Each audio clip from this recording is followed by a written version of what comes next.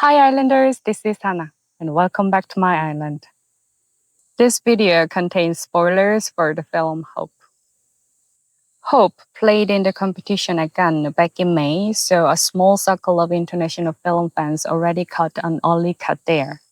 But now Hong-jin kept working on the film after that. The version that opened in Korea on July 15th isn't quite the same cut, Cannes so. And overseas theaters won't get this version until September. So think of this video as a conversation about Korea, using this film as the doorway in, made before most of you get the chance to see it for yourselves. Here's what I would suggest. Watch this video now, go see Hope when it opens near you on September 9th, and then come back and watch this again. I think it will land differently the second time. Now Hong-jin's new film arrived 10 years after The Wailing. Jung-min, Jo In-sung, and Ho-yeon lead the cast, with Michael Fassbender, Alicia Vikander, and Taylor Russell play the aliens. Hope got a standing ovation at Cannes and broke Korea's record for advance ticket sales on opening day. And the ratings are strange. On Korean review sites, a normal film score distribution looks like a gentle hill. This one looks like a camel with two humps. 53% of viewers rated it 9 or 10 out of 10. 22% rated it 1 or 2. Almost nobody landed in the middle. One more thing worth knowing going in. Hope's budget is estimated as somewhere between $35 and $50 million, a record for a Korean film. That's still a fraction of what a typical Hollywood sci-fi blockbuster spends, often $150 million or more. Korea makes films for a domestic market of about 50 million people. That's always kept budgets smaller here, and is part of why Korean genre cinema leans so hard on story and character instead of scale. Japan and France run into something similar. Big budget sci-fi at Hollywood's level is hard to justify almost anywhere outside the US. So keep that gap in mind. What Hope manages to pull off on this budget is part of why it's such a big deal here. Let me walk you through what I took from this film twice, once at a press screening and once on opening day. Shall we begin? In a small fishing village called Hopo, pressed against the DMG, a bull is found dead, covered in a cloud marks, nothing eaten. Hopo, by the way, is a quiet pun on the film's own title, Hope. Not a hungry animal then. A young man recalls hearing that tigers sometimes come down from North Korea. Must be a tiger. That single line sets the whole village in motion. Patrols, hunting parties, an entire town on alert. But no one has actually seen this tiger. It exists only as a chain of secondhand claims, almost like a unicorn. Nobody has witnessed it, yet everyone firmly believes it's out there. The tiger isn't really an animal here. It's a shared belief, and belief doesn't need evidence to spread. The question running through the whole film is simple. What do we do when we meet something we can't understand? The tiger is the first answer. By the end, the film itself becomes the second.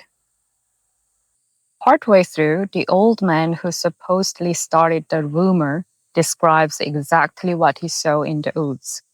He never once says tiger. He says monster, alien. So this wasn't a baseless rumor. There was an accurate sighting and an accurate account of it. Somewhere between his mouth and the rest of the village, it turned into a tiger. Because alien wasn't a word the village could actually use. Leaving something unexplainable as it is means you can't act on it. A tiger is different. It's a threat the village already had a drawer for, and the moment the accident gets filed there, the whole town suddenly has a shared language for its fear. Nobody does this out of malice. It's a reflex. And the film never corrects it. Nobody comes back and admits the tiger was wrong. It just gets dropped once a bigger disaster arrives, forgotten rather than disproven, because it never needed proof to begin with. This village, set in the 1980s, is strung with anti-communist banners. Watching them, I thought of rhetoric we keep hearing again today all over the world. Since Korea's liberation, anti-communism has always been a language designed from the top down to unite people around one designated enemy, regardless of the actual threat. The town official mobilizing his patrol felt like watching the same old tool run at village scale. In late June, Donald Trump compared communism to a disease that needs cutting out, even though the Soviet Union collapsed decades ago. And per an AP analysis, the American Communist Party has almost no influence left. Korea has its own version, language branding progressive as secretly pro-North Korean. The tiger and the kind of labeling share the same grammar. Neither is fact, both are belief. And belief repeated enough starts standing in for reality. A real disaster starts small. A reclusive woodworker shoots a baby alien in the mountains and hides the body. Humans struck first. While the village fears a tiger, nobody looks at the actual cause among them. That doesn't make humans purely victims either. The town official accidentally shoots the village butcher while defending against the aliens, then shrugs it off as unavoidable, sacrificing one person for the greater cause. The kind of logic you'd expect from an authoritarian system, not a democracy. Yet it happens anyway. The woodworker shows no remorse either, only anger at losing his trophy. Both men cause immense harm. Neither pays for it. One had a cause to hide behind, the other didn't even need one. This film is weighing justified violence against unjustified violence. There's no scale here at all. Victims and perpetrators aren't clearly separated, and justice doesn't necessarily arrive. I think this merciless randomness is exactly what Na Hong-jin keeps circling back to. Life is not something you control, so let go of the need to control it. For more than 50 years, Korea's foreign residence card carried the word alien printed right on the front. From the first permits in 1966 until it was finally renamed residence card in 2021. 54 years to remove one word that, this whole time, described a foreign resident and a creature from outer space identically. That's not an accident of vocabulary. An alien is an outsider, a foreigner, and a being from outer space all at once. Someone who isn't one of us, an invader. And the moment you attach that label, you automatically become the victim. That's the emotional logic of this village. When people meet something unfamiliar, the first move usually isn't trying to understand it. It's writing yourself into the victim's role.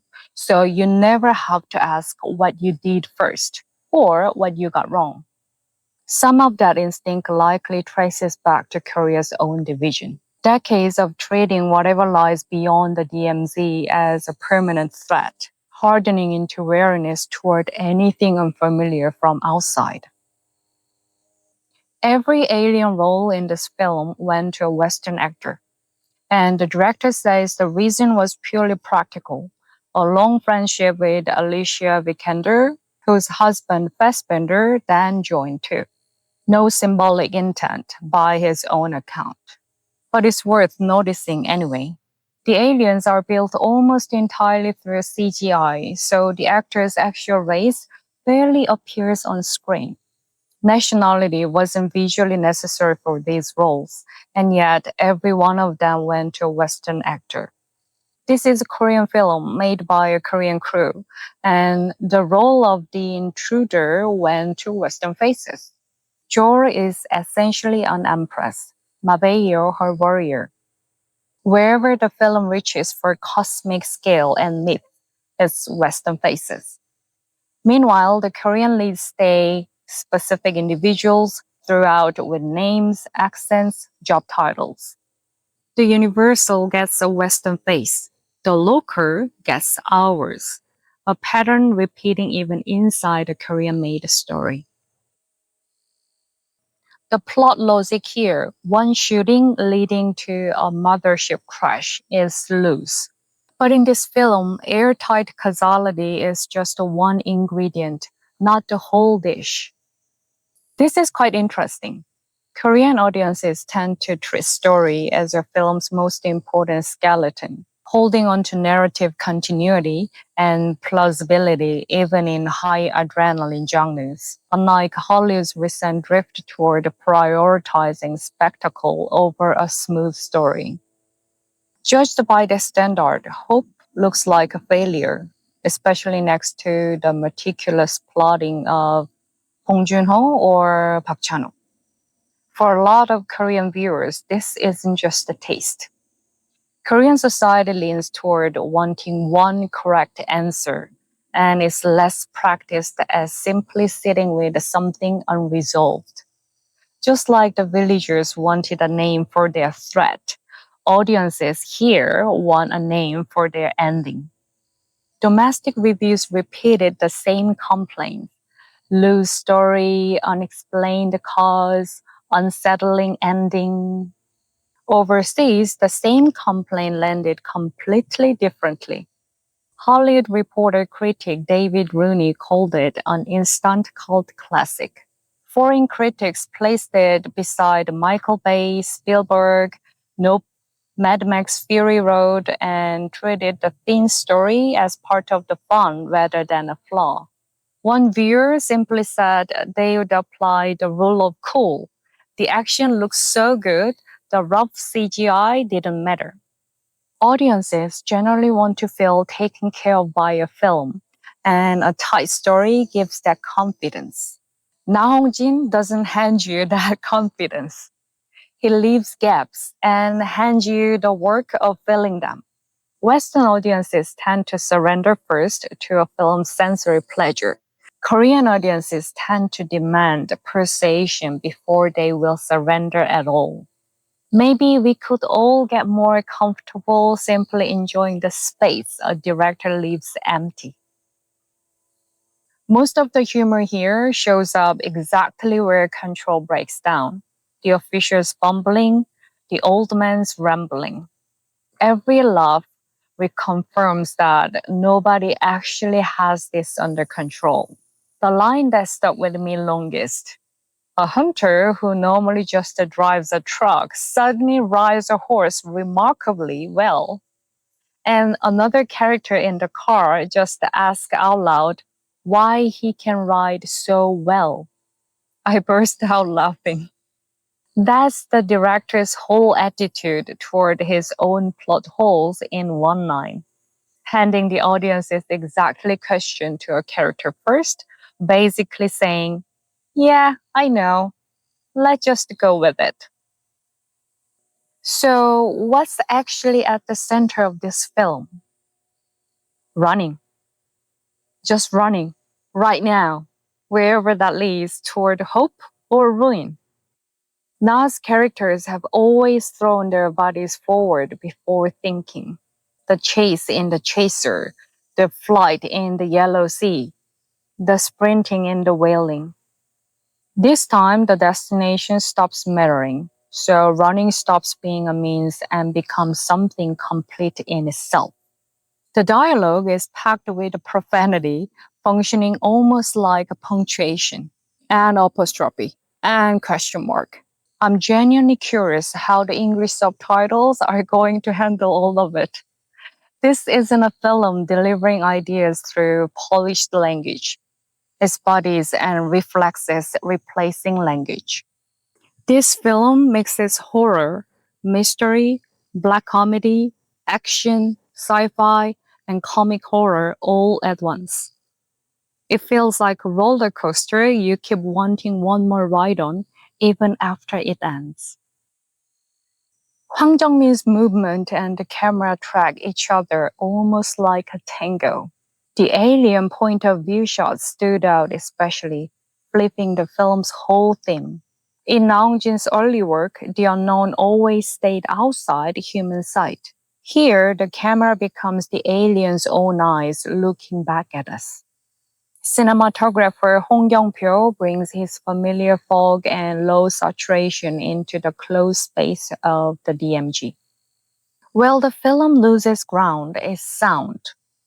When the score swells, the dialogue underneath, which isn't carrying much weight to begin with, gets hard to hear. Ho-yeon's delivery stands out oddly against this, almost shouting through the whole runtime. It turns out that was intentional. Hong-jin asked her from the earliest table reads to pinch her voice higher. That way she could cut through the music.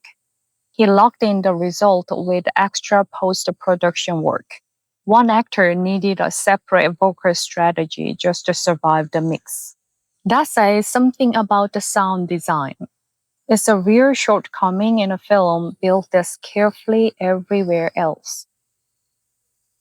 The aliens speak a language nobody can understand for nearly the whole film. Only near the very end do subtitles finally arrive, a deliberate choice. Hong-jin decides exactly when we are allowed to understand them. And for 2.5 hours, we only see them through human eyes. So here's my question. Does reading a subtitle mean we actually understand these beings? I don't think so. Translating language and understanding a being are different things. The moment Jory's grief over her lost child reaches us as text, we gain information. But it arrives too late to undo 2.5 hours of treating her as other. What the film hands us at the end isn't understanding. It's the belated realization that we already missed our chance. In this film, understanding always shows up after the damage is already permanent. Right then, the alien's dialogue offers a definition.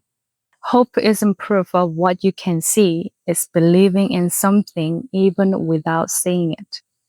There's also a line telling them to change their fate. The villagers believed in something unseen too, but what they believed in was a threat, and that belief leads to violence. Both the official and the woodworker hid behind the great cause, treating everything as already decided for them. Change of fate is a direct rejection of exactly that kind of excuse. Then the final image. Everyone abandons their car and runs down an empty highway, everything collapsing around them. And yet, it feels like they are running toward hope instead. Maybe hope and ruin were never really different directions. Maybe the only truth this film wanted to hold on to is that single moment of running before either outcome is decided. Running without proof. Maybe that's this film's entire definition of hope. People walked into this theater carrying a pile of secondhand opinions already floating around. The story is thin, the ending is strange, it's a failure. Oh, someone said so. Exactly the way the tiger got built inside the film itself. But in front of the screen, that rumor quietly falls apart. One phase of this film is the one I've traced through this whole video. Anti-communist language, double standards hiding behind a greater cause, the outer branded an alien, understanding that always arrives too late. Read at the weight, it genuinely holds up. The other phase laughs all of that off completely. The plot hole joked about out loud. The viewers who just applies rule of cool. This film never forces you to pick one, It lays a heavy allegory and a light joke side by side and welcomes you in through either door. 10 years ago, walking out of the Wailing, I felt a quiet unease that stuck with me for days, like I'd just gone around with the director. Walking out of Hope, I felt something closer to relief, like I'd finally been let go after being dragged along. What this film seemed to be telling me was to let go of my own need to control everything. And the person delivering the message is Na Hong-jin himself, known on set as a relentless perfectionist who argued over a 10 of a decibel of sound balance right up until release. There is something genuinely ironic about a message to let go of control delivered through 156 minutes of that much precision. Has the director changed with age? Have I changed as a viewer? Maybe both. So just let go, hand it over, and enjoy the ride. I genuinely love this film. It's been a while since a Korean film gave me that strange electric thrill. Hope is a film built entirely around one question. What do people do when they miss something they can't understand? I didn't expect to watch that exact question walk straight off the screen and into real life the moment the film opened. Korean reviews repeat the same lines: great action, but the story doesn't back it up. Nothing but question marks. Underneath is the reaction. Something unfamiliar showed up, refused to fit the expected shape, and people needed a way to explain that discomfort to themselves. In Korea specifically, that discomfort went somewhere darker fast. Online forums are full of mocking the director, followed by streams of abuse. Some viewers said all they heard walking out of the theater was insults and have stopped to bring the film up since. Attacking people in comment sections purely for disagreeing has become routine. At that point, this stops being a reaction to one film. The movie becomes an excuse.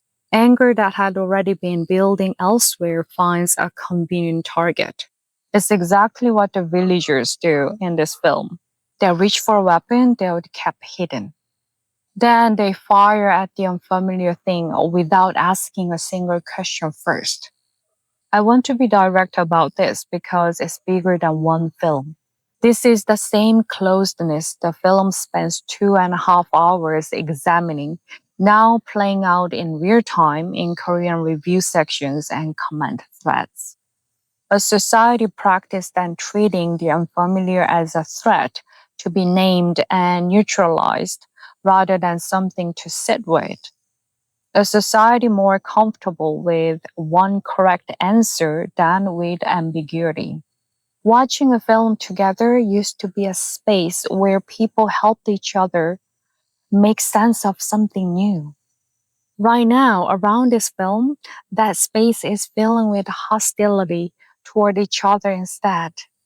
The philosopher Han Byung-Chul has argued that society capable of tolerating only sameness ends up pushing away anything genuinely different. Complaining the film explains too little is the same reaction underneath. Something unfamiliar that refuses to fit a familiar frame, a failure that can't be put into words, so it turns into hostility instead. I also keep thinking about something the critic Shin Hyung-chul wrote a while back, that real newness almost never arrives fully polished, that is messy and uncomfortable at first. And the honest move is to start from that awkward new thing rather than retreat to something familiar. Looking unfinished is no more a failing. It's just what new attempts look like to eyes trained on the existing order, especially in a society that wants one correct answer above everything else. Whoever breaks new ground takes arrows on the way, even toward acclaim. Na Hong-jin broke that ground for Korean cinema with Hope, setting an opening speed box office record and taking just as many arrows in return. He clearly knew this path would look messy going in. He started from the uncomfortable new thing anyway. I want to root for this film in that spirit. I hope Korean cinema keeps producing stranger, rougher attempts like this one. And when we run into them, I hope we are not a society that reaches straight for the weapon in the closet. So, what do you think? I would genuinely love to know how you read this film. Leave your take in the comments. This has been Hana's Island. If this video resonated with you, hit like and subscribe. And if you'd like to support this channel, you can join as a member. I will see you next time. Until then, stay well on your own island at whatever latitude fits you best. Take care. Bye.